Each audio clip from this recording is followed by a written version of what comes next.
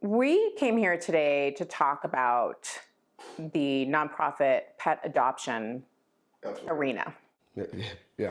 What was the most impactful incident in the field? Something that had a big effect on me additionally in the field that started out as a terrible story. There was a dog that was reported as running at large is what it's called. And it severely injured a lady. She got scared, hurt herself, fell down, broke her ankle fairly significantly, and was just out in the desert. It was in Catalina for an extended period of time trying to get home and all that kind of stuff. Well, we found out who the dog owner was, went to the dog owner's house. That particular gentleman's wife was ill. His son had passed. He just had a terrible amount of family tragedy, and he and I did not get along. And in our not getting along, we somehow found this really weird thread of commonality, and then we became friends to the point where he still had to get tickets and go to court and be responsible for what in actuality he did. But at the end of the day, I would go by and check in on him every once in a while and make sure that he was all right and what was going on, and if he needed help with a fence or something like that. It was always make myself available to do that for him. In hearing those stories, it's kind of cool because I see where you went above and beyond the call of duty. Yeah. You went beyond really what was expected of you in your position. There's some other things that happen in adoptions. Sure. You talked about a couple of the animals that had bit other people. And sometimes what in the conversations we've talked about is that there's been incidences where dogs have been taken into that have injured other people and been readopted. Sure. And ultimately injured the next owner. Right. So those are the types of stories that kind of get brushed under the rug. They certainly don't fit a narrative. How is it possible that that decision is made with a dog like that, that it gets readopted to somebody else and thinking it's safe? What do you think? What do you think that is? How does that happen? One word is ego.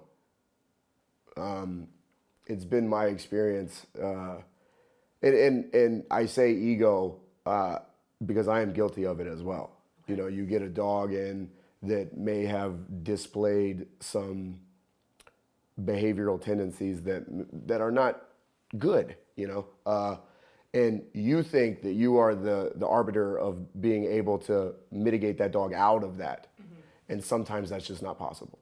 But rather than admit that, they're going to say, hey, listen, this dog can do this. Hence, we get the headers on adoption titles like dog specific, older kids only. This dog needs to go with a 15-year-old kid versus a 13-year-old kid. Like the dog cares. It doesn't know. But yeah, ego is a very big driver in animal welfare that in my opinion, has put people at risk unduly. What is the message that you want to get out to the public on this no-kill versus it? And I hate the term kill shelter. Sure, it's a terrible because it's term. not a good name. I think even no-kill shelter is a bad name. I think it's not black and white. There's a gray area. Absolutely. So how do we? And you're going to have people that are going to say, no matter what, they should not be put down. Right. That means that there's a dog for everybody. Right. Including Michael Vick.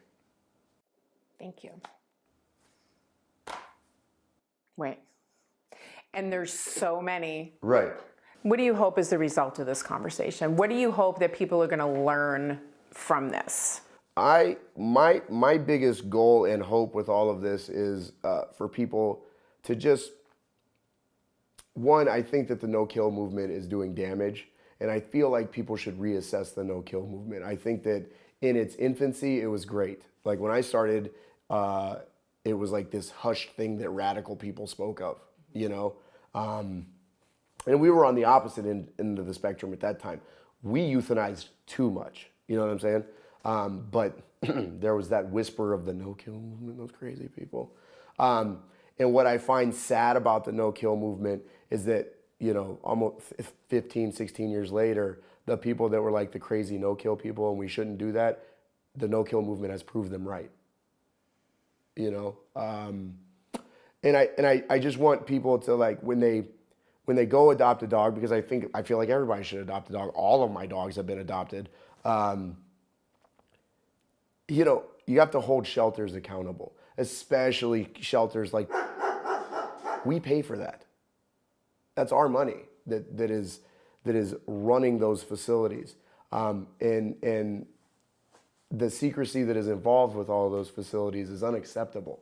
And I would like people to kind of like step up and say, hey, you need to be more accountable to people first, not dogs. I like that.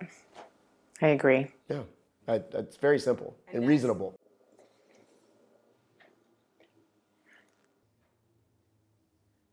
Oh, my toast. So thank you Thank you. for having this conversation with us today. I'm ready for part 2. Me as well.